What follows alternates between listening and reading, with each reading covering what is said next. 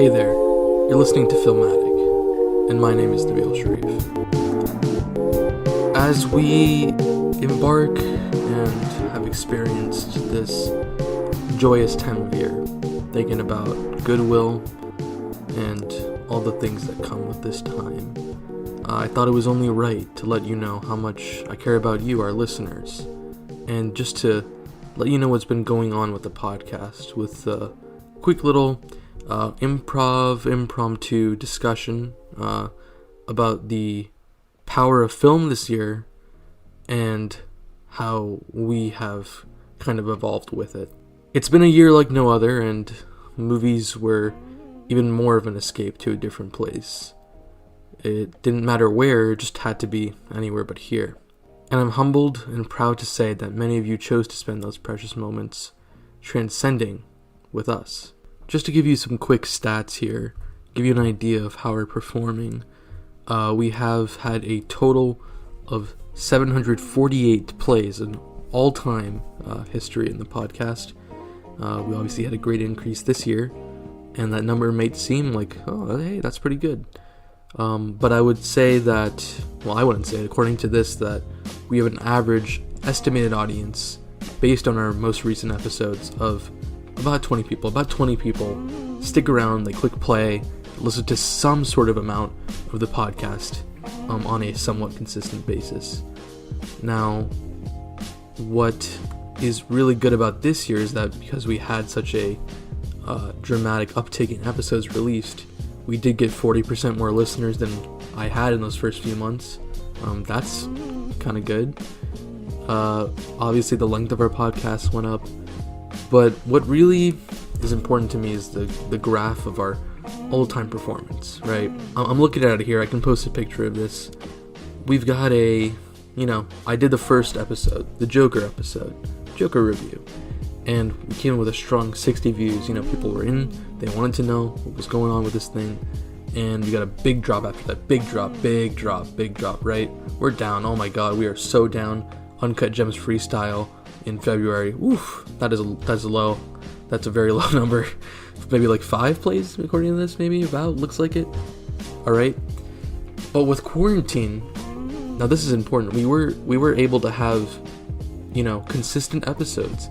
And what that yielded was a huge spike in listens. You look at this graph, at one point there would be a month period where we're amassing 100 plays between 3 episodes we released, and that's really good.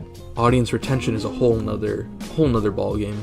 It's actually pretty embarrassing, to be honest with you, right? I mean, you got some episodes where people are not even listening to the middle part and only listening to the first and end, or somewhere they're listening to the first and then stopping. So that can be kind of depressing. But number-wise, besides audience retention, we can at least say that there's been an uptick. I mean, obviously, statistically that makes sense given the increase in podcast frequency, but I mean, it's something, right? It's important to remember that clearly we aren't immune to the limits that this unprecedented time has had upon all of us, right?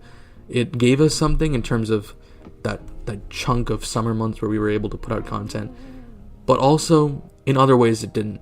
We would schedule a podcast recording, and sometimes the people who most want to do a podcast are unavailable, so we would delay things for the most comprehensive and enjoyable episode for both the viewer and the creators.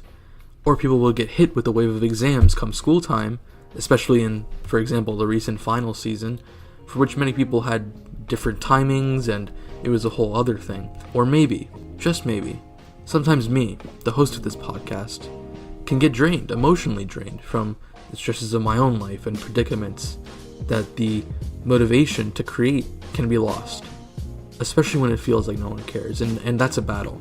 It's a battle when all these things combine into kind of like a special monster, but the battle kind of rages on.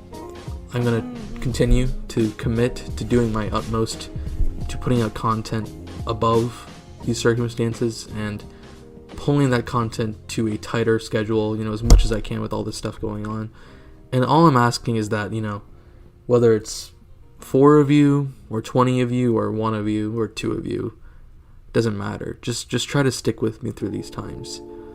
Because even if there's less than 10 people who listen to this thing, and even less that listen fully through. What matters to me and the people who work on this, and something that I have to remind myself, as insecure as I am, is that it's about creating. When I started this podcast a little over a year ago, I didn't really know what I was doing or where I was going. I just started it knowing I wanted to create something. I wanted an outlet for a passion I had that I had no other avenue to pursue for many reasons, and so I just did it. And over time, I'm constantly learning what I'm doing wrong and what I can do to adapt and evolve the content that I'm working on. Case in point, I had an absolutely phenomenal idea, in my opinion, okay? In my opinion, I had a pretty cool idea for a project that was holiday themed, that would have, right, potentially, if it shook out right and everything worked out on my end and any other end, would probably be the freshest episode we've had. Would have had massive entertainment value, and it even had the potential to launch a video format side of the podcast that I wanted to get going with the YouTube channel. And I originally planned it for Thanksgiving. I delayed it, finals hit, and frankly life hit, and I delayed it to Christmas. But even when I had some time here and there, time that any other motivated creator would use blood and sweat to grind out their passion, I couldn't get myself to do it, for numerous reasons. Now, why am I telling you about this? It's not a sob story.